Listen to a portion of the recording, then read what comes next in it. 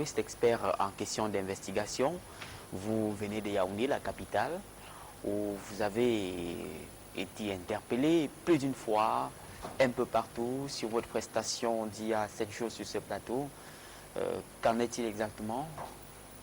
Oui, je suis déjà très content. Je dis merci à Regard Social qui se tourne méticuleusement sur la vie sociale au Cameroun et qui amène les uns et les autres à comprendre la nécessité et l'effectivité même de cette émission pour le bien de tous. Ok, bien. Merci de nous faire l'honneur d'être sur ce plateau. Monsieur Niam Moïse, bonsoir. Bonsoir.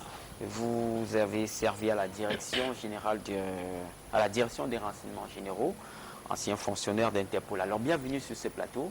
Merci. Vous étiez déjà là la semaine dernière. Oui, alors, avec effectivement. vous, on va prolonger le débat entamé la semaine dernière. Monsieur Biton Martin, bonsoir. Bonsoir Eric. Et bienvenue une fois encore. Vous êtes ex-substitut au procureur général, auprès du tribunal de grande instance de Bafoussam. La cour d'appel, pardon, de Bafoussam. Alors, c'est tellement long, hein. Je préfère que vous disiez ex-magistrat ou, disons, le parquet général de Bafoussam. Très bien. Bien, merci de toute façon de nous faire l'honneur d'être sur ce plateau. Alors, la nouvelle, vous l'avez apprise tous et toutes sur ce plateau. On a retrouvé finalement le bébé qui a été volé à Douala. Quel est le sentiment qui vous anime, Madeleine? Non, ce n'est qu'un sentiment de joie. Disons, bon, voilà, le bébé devait être... Il fallait retrouver le bébé parce que c'était très dur pour le couple. Hein. Moi, vraiment, je n'ai pas dormi cette nuit en les voyant à l'armée. Donc, ce qui fait que c'est un sentiment de joie. Je pense que l'essentiel pour moi, c'était que le bébé soit retrouvé. Bon, qu'on nous dise que le bébé a été retrouvé, je ne sais pas, des kilomètres ou bien ça, c'est ici. La pilule, on l'avale toujours, il faut l'avaler parce qu'on n'a pas de choix. Mais moi, je dis l'essentiel, c'était de retrouver le bébé. Et comme le bébé est là, c'est une joie pour nous tous parce que nous pensons qu'on n'a pas perdu du temps ce jour-là pour en parler, pour décortiquer ce qui mine ce pays aujourd'hui, pour la disparition des bébés, des enfants. Parce que qu'est-ce qui se passe? Vous ne pouvez pas me dire à moins de 24 heures qu'on ait retrouvé ce bébé, qu'un autre bébé qui vient de naître disparaît et tout, on retrouve.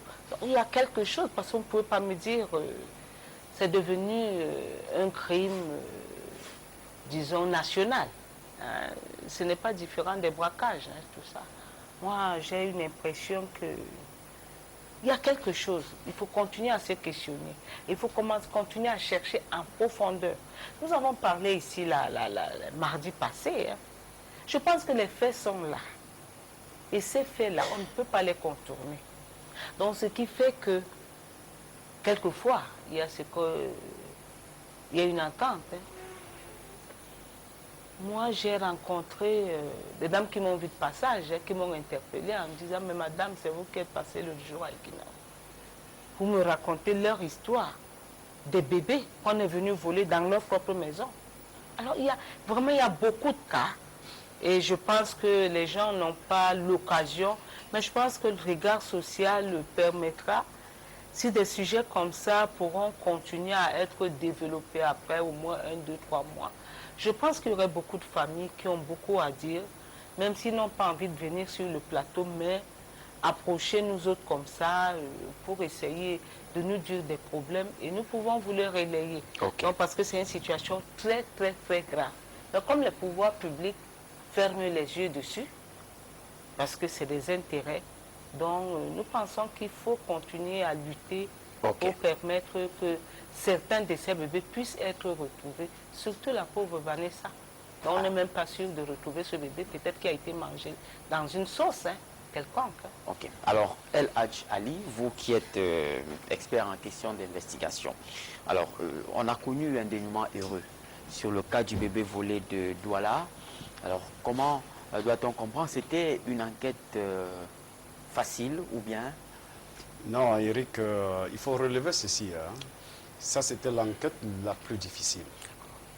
Je vous assure, en tant qu'expert en stratégie et questions d'investigation, je vous dis que cette enquête était la plus difficile, comparativement à celle de Vanessa, qui est l'enquête la plus facile.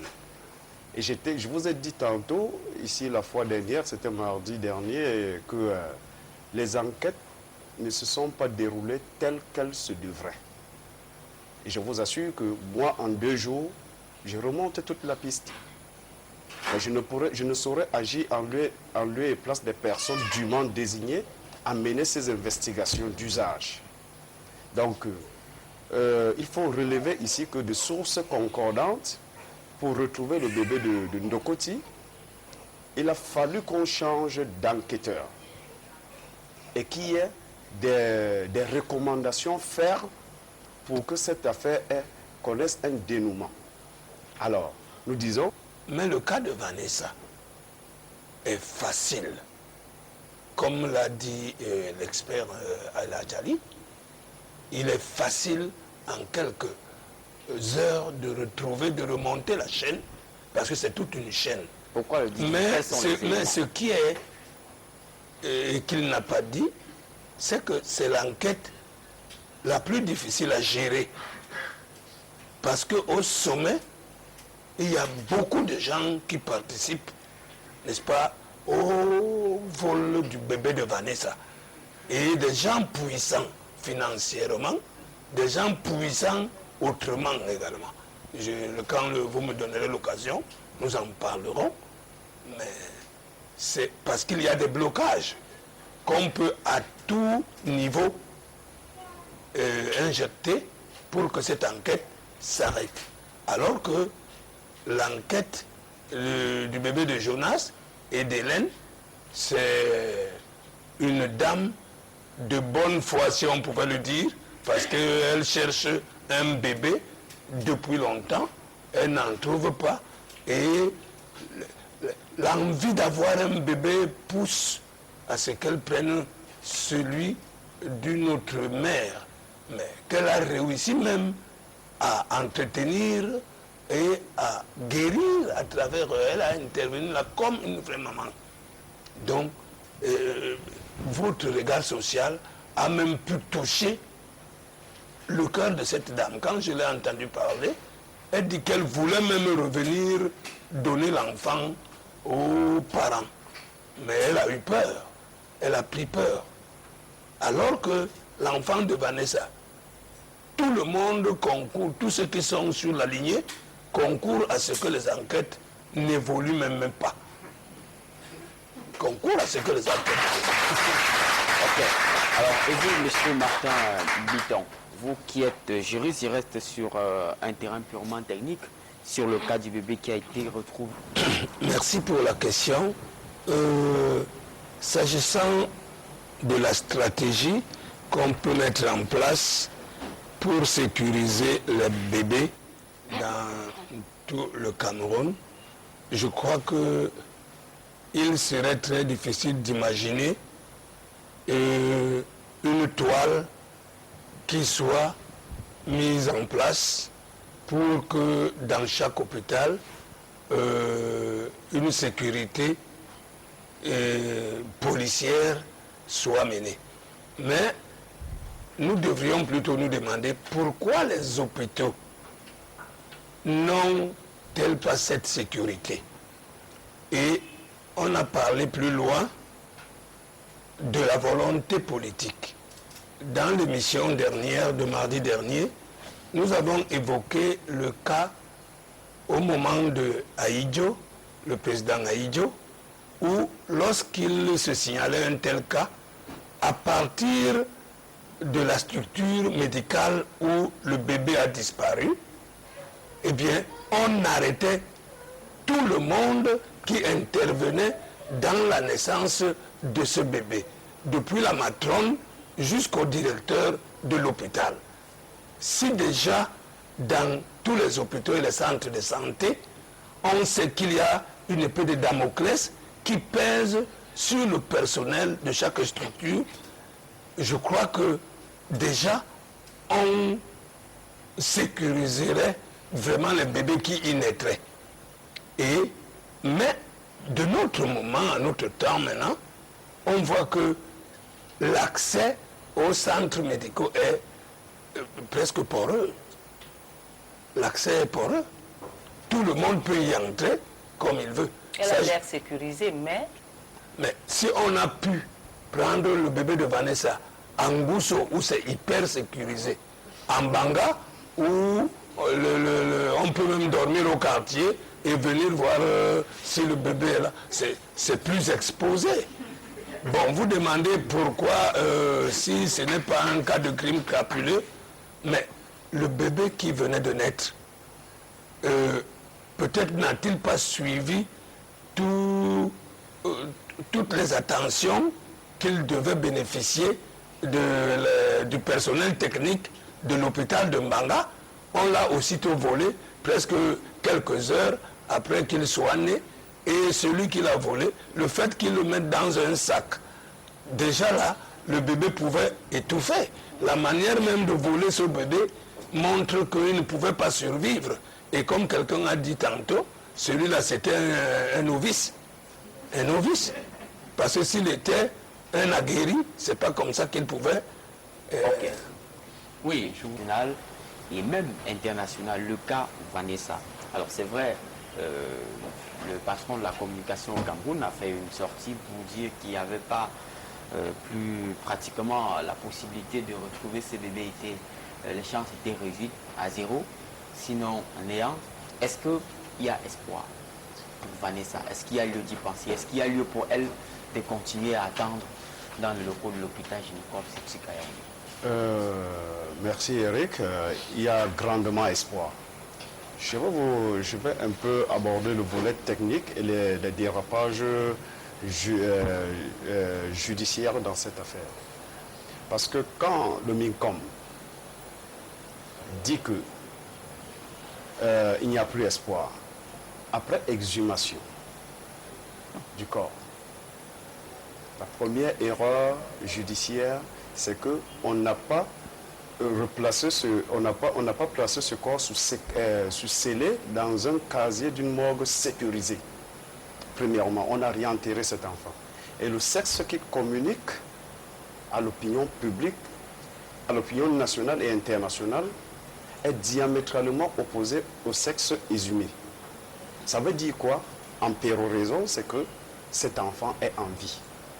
Parce que ce qu'on cherche et qu'on ne trouve pas, et qu'on trouve son contraire, n'est pas ce qu'on est en train de rechercher. Comment vous le savez? Oui, mais c'est très simple.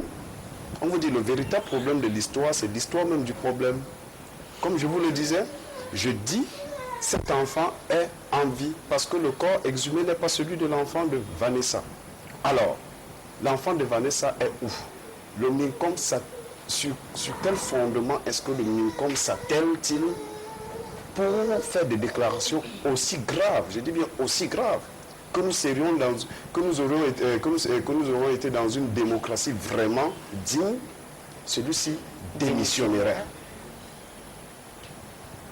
Alors, je vous ai dit, on a soumis Vanessa à des tests d'ADN que moi je conteste. Parce que l'État du Cameroun a la responsabilité de la prise en charge de tous les citoyens camerounais devant les charges publiques. Ça veut dire quoi? Écuméniquement, le MINAS et le MINSanté peuvent